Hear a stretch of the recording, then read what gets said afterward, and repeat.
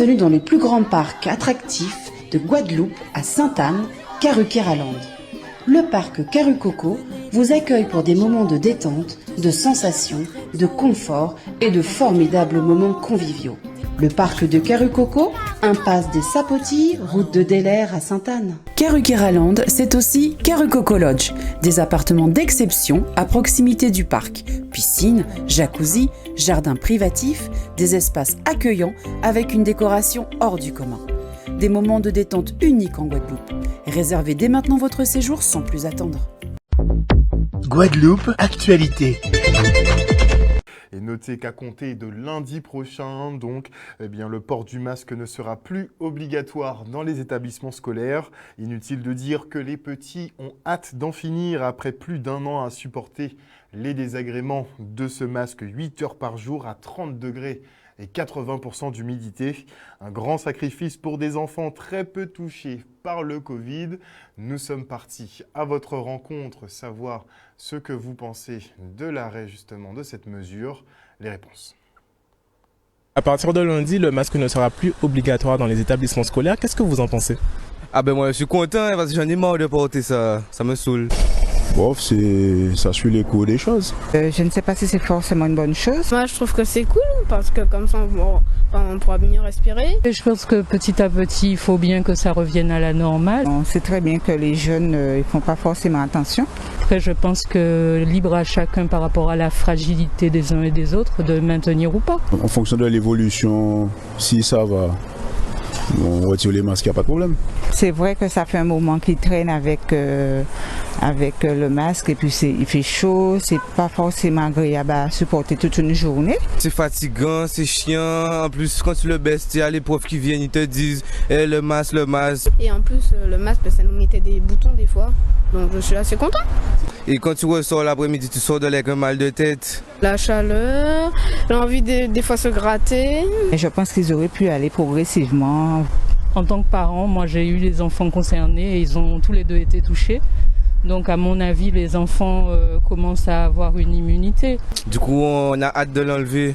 Et après, j'espère que le mal ne sera pas fait et qu'ils ne seront pas obligés de reprendre le masque. C'est pas évident, hein. Ça va faire quand même déjà quelques mois que les enfants sont contraints de porter le masque. En classe, depuis la rentrée en septembre, je crois, et l'année dernière aussi. Ils vont déjeuner ensemble, donc ils auront d'autres occasions en plus de s'exposer. Moi, je suis plus trop sur ça. Les autres, je sais pas, mais moi, je sais que dès qu'ils disent d'enlever le masque, je l'enlève. Si on commence un peu à passer vers une normalité, tant mieux. On comprend les deux parties, mais c'est vrai qu'il faut faire attention, la santé n'a pas de prix. Hein. Donc, je suis assez content qu'on n'aura plus le masque à l'école.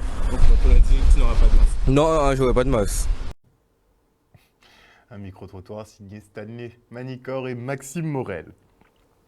Et les échouages de sargasses sur nos littoraux ont repris et la ville de Sainte-Anne fait partie des premiers territoires impactés.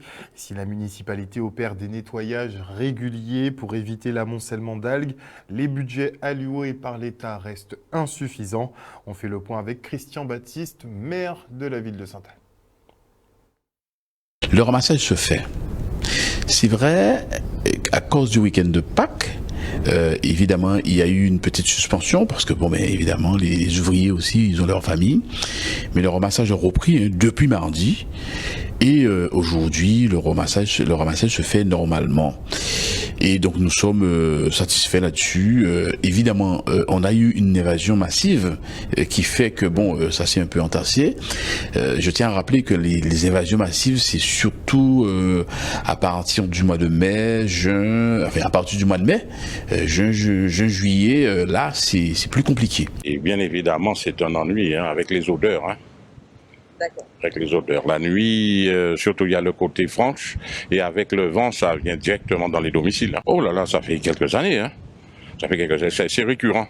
Depuis peut-être 5-7 jours à peu près, mais ça repart et ça revient le soir. Cette année, il semblerait qu'il y ait un fonds spécial sargasses qui est dédié au ramassage. Alors ça vient de l'État, je crois que c'est 2 millions d'euros à peu près. C'est très peu. Ce n'est pas rien, mais ce n'est pas encore nécessaire. Je profite pour lancer un appel aux autorités de l'État qu'il y ait un véritable fonds pour le ramassage des sargasses. Mais aujourd'hui, nous sommes en première ligne et c'est notre budget qui paye plein Pau. Nous avons un marché qui a été lancé avec un accompagnement évidemment des autorités pour le barrage d'Évian. Donc les études ont été faites, donc la démarche elle est en cours pour le barrage d'Évian, parce que ce que nous voulons, nous maires, c'est qu'il n'y a pas d'arrivage, d'échouage massif sur les plages. Le maire, c'est les deals de la commune. Il a beaucoup de charges déjà et je pense que c'est un homme, hein, le juge impartial, c'est un homme qui sait gérer quand même la commune, parce qu'il y a une nette amélioration dans la continuité du temps. Mais ça, on n'était pas confronté à ce problème-là ça avant. Voilà. Mais je pense qu'il fait le nécessaire et il est conscient de cela, et surtout sur la plage de Galba. J'ai vu qu'il a fait un travail admirable. Hein. Vous n'avez qu'à constater ici qu'il n'y a pas l'ombre de sargasse non, pas ça s'échoue, mais il n'y a pas de truc qui puisse demeurer éternellement là, parce que vous voyez, il y a un tas de sargasses, et le matin, ils enlèvent la majorité des choses qui s'échouent sous la plage. Et on part maintenant sur le chantier de démolition-reconstruction de l'école élémentaire Gratien-Candace à Baïf. Âgé de plus de 80 ans, le bâtiment ne répondait plus aux normes de sécurité, dont les normes sismiques, n'est-ce pas? Et financé en partie par la région, les travaux seront opérés sur 18 mois avec une livraison prévue en septembre 2023. Le reportage d'Olivier Félix. François Hollande se présente. Donc nous avons saisi cette opportunité en répondant aux appels à projets. Bien entendu, la région a sollicité, est allée sur cette grosse opération en sollicitant les communes. Donc nous avons saisi l'opportunité, et je dirais aujourd'hui, nos enfants, la communauté scolaire sera en sécurité, puisqu'il faut aussi protéger la population. Cette école, c'est plus de 65 ans, il semblerait.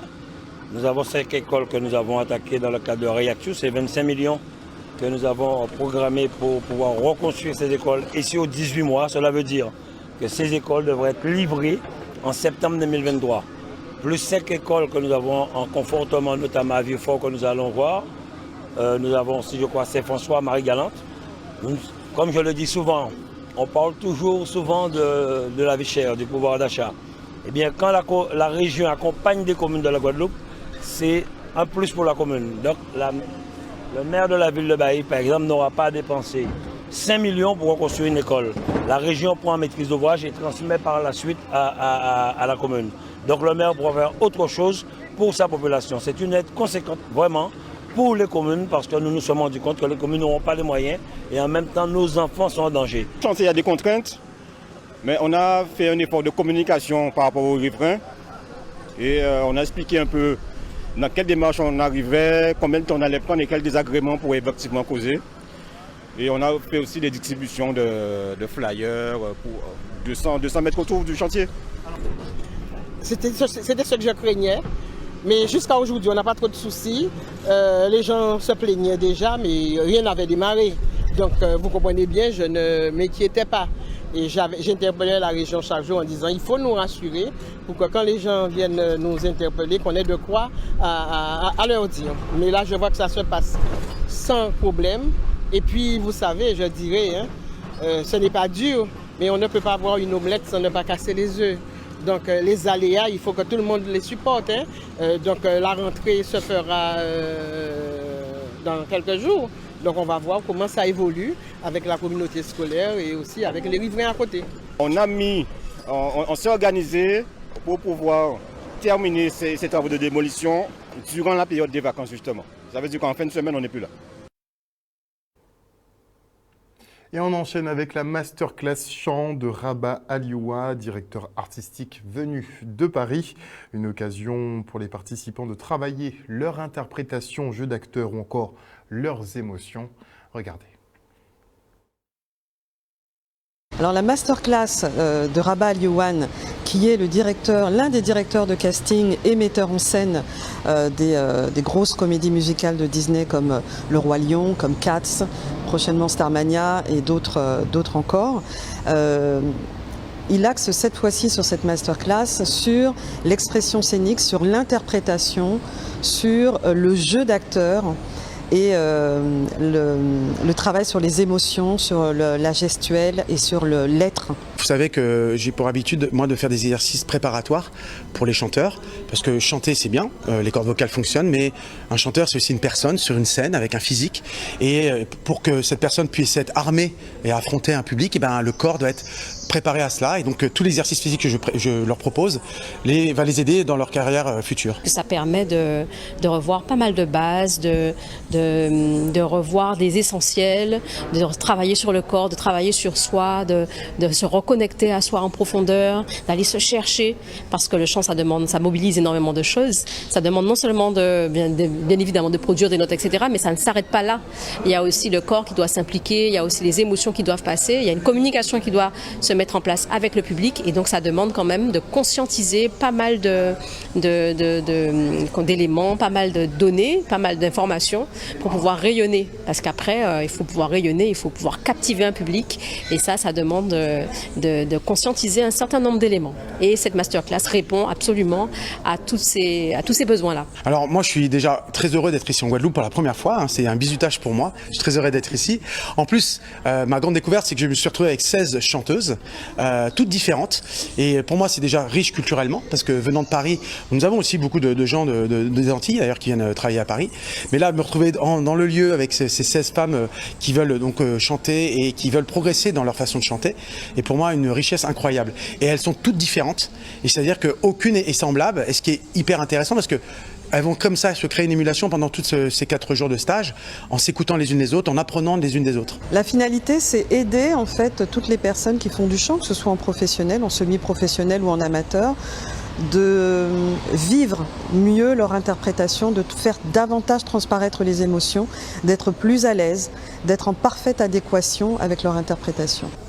Eh bien, faites-vous plaisir, chantez, écoutez-vous, soyez à l'écoute de vous-même, soyez aussi beaucoup dans l'observation, l'observation dans tous les détails. Ça, on a travaillé ça justement dans la formation. Comment dire, c'est important de développer sa capacité d'observation, de sens critique, et puis bien évidemment cultiver le plaisir de chanter, parce que ça fait du bien. Ça fait du bien non seulement à soi quand on le pratique, ça fait du bien aux autres aussi qui nous écoutent. Mais ça fait beaucoup de bien, c'est vrai. Et on part maintenant à la découverte de l'artiste peintre Agnès Jaffry. J'ai du mal à me définir, mais il y a des choses que j'aime, qui font partie de ma peinture. J'aime la méditation, les philosophies, j'aime le travail de la couleur, j'aime le graphisme et l'idée du travail qu'on a à faire sur soi pour être en constante évolution. Les couleurs sont chatoyantes, c'est de la figuration libre, mais ça parle beaucoup de ce que j'ai à l'intérieur de moi, du travail que je mène et que j'invite à mener contre tout ce qui nous pèse, c'est-à-dire tous nos boulets, on va dire, toutes nos chaînes, tous nos boulets. Aujourd'hui, je suis dans la galerie de Jean-Marc Louis. Agnès, c'est quelqu'un que j'aime beaucoup, déjà par son humilité, sa sincérité. Donc avant même de connaître et de voir ses œuvres, c'est une artiste qui m'a plu. Donc que j'ai appris à découvrir avec l'initiative et grâce à l'initiative de Creativa, de Joselita Guerroso, parce que nous avons fait une rencontre à Terre-de-Bas, où ça nous a permis de tisser des liens et d'avoir un regard vrai sur chacun d'entre nous. C'est lui qui travaille sur le bois. Il travaille avec 2500 volts et ça fait des œuvres magnifiques. Moi, je travaille sur toile en ce moment, essentiellement, je crois, oui. Donc toutes les peintures sont de moi, les textes aussi peints sur toile sont de moi. Je suis son travail régulièrement depuis 4 ans maintenant. Et chaque fois qu'elle fait une exposition ou personnelle ou collective, j'essaye de l'accompagner de mon mieux et surtout d'écrire aussi sur son travail, parce que c'est important aujourd'hui d'avoir pas que des images, mais aussi d'avoir des textes, des choses qui restent, des traces qu'on peut mettre dans les catalogues. Jusqu'au 28 avril. Et pour ceux qui habitent de l'autre côté de la Basse-Terre, je serai à Baïf à partir du 29 ou 30 avril jusqu'au 22 mai. Et après, j'aurai encore quelques petites expositions avec mes collègues, des expositions collectives au mois de mai. Et maintenant, on adresse toutes nos félicitations à Princesse Iman qui a sauvé l'honneur et permis à la Guadeloupe de ramener une médaille au moins des Carifta Games. On débrief. C'était un déplacement que nous estimons positif, quand bien même la Guadeloupe ne revient qu'avec une seule médaille, gagnée de haute lutte par Princesse Iman au lancer du disque. C'était pas mal, j'ai amélioré mon record personnel et le record de la Guadeloupe. Et au poids, ça s'est pas passé comme prévu. Nous avons eu aussi de bonnes performances avec des 4e places, notamment de notre relais U20 4 x 100 mètres, et également une 4e place et une 6e place au triple saut des U17. Nous avons amené à la Jamaïque, à Kingston, une très jeune équipe. Et nous espérons sous cette équipe pour les années qui viennent. Ils ont acquis de l'expérience, une expérience internationale, parce que les Carifta Games, qui étaient les 49e du genre, sont considérés comme les championnats du monde junior d'athlétisme. C'est assez compliqué d'enchaîner le disque, de faire une perf et du coup finir 3e et ensuite enchaîner avec le poids sur le soleil. Même si en Guadeloupe ça peut prendre les mêmes conditions, mais c'était compliqué. En soi, ça s'est très bien passé parce que sur le 100, j'ai pu améliorer mon temps. Sur le 200, c'était pas trop correct, mais c'est de l'expérience, donc je ne suis pas trop déçu. Sur les 4 x 100, je trouvais que c'était excellent pour une composition qu'on venait de faire. Les Jamaïcains étaient chez eux, ils ont naturellement fait le plein de médailles. On regrettera bien sûr que la Guadeloupe n'ait pas atteint son plafond de médailles, mais ce n'est que partie remise. Je pense que nous avons bâti là une équipe, un embryon d'équipe, et qui permettra à d'autres, ceux qui viennent, les minimes qui sont là, les benjamins qui viennent, de poursuivre et de faire en sorte que l'athlétisme guadeloupéen redevienne un athlétisme conquérant. La compétition était bien organisée, ils étaient accueillants et entre nous il y avait une cohésion. L'athlétisme caribéen, ils sont très très forts. Hein. J'ai pas de mots, hein. C'est fort quoi. Pour suivre sur ma lancée et me voir plus. Hein. Ils sont forts et donc dans ce cas, il faut encore plus travailler. Et l'Étoile de l'Ouest, elle s'est imposée sur les terres sainte-rosiennes de l'USR. Un petit exploit qui satisfait énormément les joueurs. Ils l'ont laissé entendre. Regardez. On a deux équipes avec deux profils totalement différents et voire même opposés. Ils jouent le titre, ils préparent probablement les Antilles-Guyane, etc. Alors que nous, on est plus dans une démarche de former les jeunes, leur apprendre un peu à quoi ça ressemble un championnat élite, de manière à ce que l'an prochain, si on a une saison pleine, qu'on soit prêt comme il faut. Pour la rencontre de ce soir, on a commencé le match tambour-bâton, on va du premier quart-temps. On a voulu mettre les choses très claires avec le USR aujourd'hui parce qu'on sait chez eux, ils mettent beaucoup de rythme. C'est difficile de venir gagner à Sainte-Rose, donc on va dire que l'objectif a été atteint ce soir. 51-83, 88 pardon. Fabio qui trouve Paucrin. Belle action entre ces jeunes Pointe-Noiriens. On est toujours un peu petit bras quand il y a des matchs à grosse pression, etc. Alors que le DO est venu confiant, totalement détendu et ça s'est vu sur l'adresse. L'USR, on sait, dès qu'ils jouent ces jeux, il y a de l'agressivité. Ils nous en ont jamais. Donc il faut toujours être à l'affût parce qu'on a remarqué que au deuxième quart, ils sont revenus sur nous. Et après, on a su faire la différence pour gagner le match. Outremernews.fr, le site de l'actualité Outre-mer, 24 heures sur 24 et 7 jours sur 7. Retrouvez la chaîne Outremer News sur YouTube.